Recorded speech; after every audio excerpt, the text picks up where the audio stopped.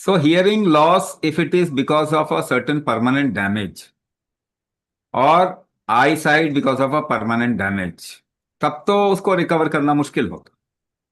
Like my I is accidental I, permanent damage है, तो उसमें साइट को वापस रिकवर कैसे कर दोगे there is an intraocular lens. लेकिन नेचुरल होता तो हम इसको रिकवर कर लेते. टू अ लार्ज एक्सटेंट हम कर लेते recover. Can hearing loss be recovered? Yes, if there is a neurodegenerative problem because of cochlea or the fluid in it, or there is a balancing problem, है ना, तो ये तो इसके अंदर प्रोग्राम में इनबिल्ट है.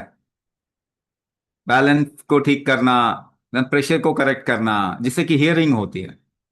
तो to if the natural hearing mechanics is there, we can improve the hearing.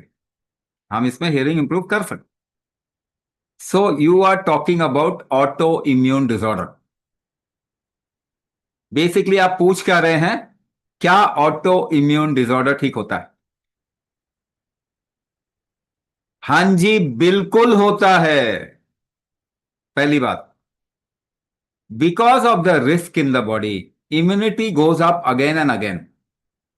मान लीजिए आप मेडिसिन खा रहे हैं, your body is not designed for consumption of medicine and you are putting medicine. Petrol की गाड़ी में डीजल डालोगे तो खराब ही होगा ना. वो तो डालते नहीं आप पेट्रोल की गाड़ी में डीजल.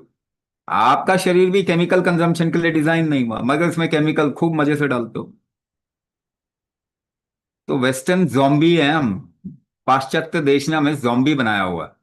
हमें लगता है वही सही है. बिल्कुल सही नहीं है. एक बीमारी भी खत्म नहीं हुई पिछले 100 साल के अंदर केमिकल दवाई खा के, और बढ़ रही है सारी बीमारियां.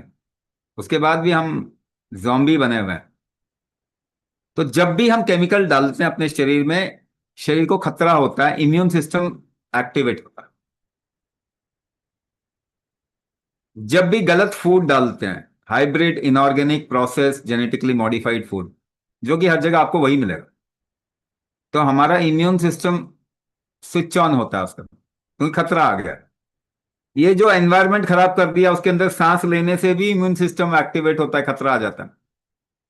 क्योंकि शरीर को खतरा लग रहा है कि ये तो एनवायरनमेंट मेरा एनवायरनमेंट नहीं है, ये तो बदल दिया है.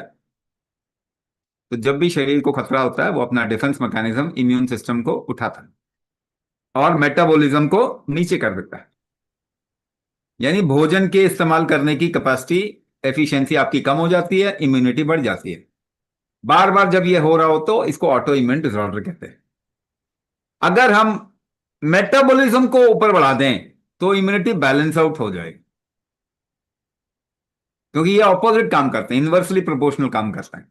इम्यूनिटी बढ़ेगी, मेटाबॉलिज्म डाउन, मेटाबॉलिज्म बढ़ेगा, इम्यूनिटी बैलेंस होगी.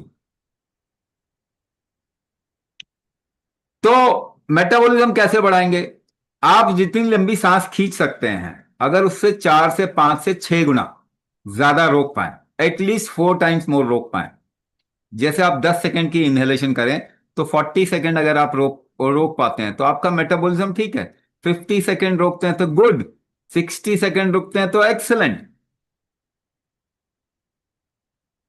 सो metabolism is proportional to the breath hold capacity of your body, kumbhak capacity of your body. तो कुंभक करने से मेटाबॉलिज्म इंप्रूव होगा और इम्यूनिटी बैलेंस आउट होगी, ऑटो इम्यून डिसऑर्डर ठीक हो गया. बट चूंकि ये प्रोग्रेसिव होता है, उसके अंदर स्टेरॉइड्स आपको खिलाया जाता है, आप इम्यूनिटी बार बार क्रैश कर रहे हो. मेटाबॉलिज्म तो नहीं बढ़ा रहे, इम्यूनिटी भी क्रैश कर रहे हो, दोनों खत्म कर रहे हो. This is a crime on humanity. आज नहीं समझ में आ रहा, आज से 5 साल बाद समझ में आएगा. डॉलर की वैल्यू जैसे ही खत्म होगी, आप सबको गए होश आ जाएंगे. बता रहा हूं, साफ बता रहा हूं. डॉलर की वैल्यू खत्म हुई नहीं कि हमारी इंटेलिजेंस जग जाएगा, आंखें खुल जाएंगी. What are we doing? Can immunity auto immune disorder be corrected? Yes, absolutely it can be corrected. But the kind of damage that you have done, or the momentum of disease that we have created, क्या पता कितनी जल्दी आपका शरीर दुकान बंद करने के मोड में आ जाए कि बहुत टॉर्चर हो गया साहब, अब तो दुकान बंद कर रहे हैं. इससे पहले कि वो ये सोच ले, क्योंकि वो अगर सोच लेगा आपकी आपकी बॉडी कि अब दुकान बंद कर रहे हैं, मल्टीपल स्क्लेरोसिस, उससे पहले इसको बैलेंस आउट कर लो, क्योंकि उसके बाद में भगवान भी नहीं बचा सकते। तो आज अपने शरीर को के ये सारे फैक्टर्स को बैलेंस आउट कर लीजिए। ये जरूरी है। ऑटो इम्यून कंडीशन हमारी हटा देंगे, मगर उसकी प्रोग्रेसिवनेस कितनी इंटेंसिटी के साथ में, कितना मोमेंटम के साथ में, उसको जितना जल्दी हो सके रोको।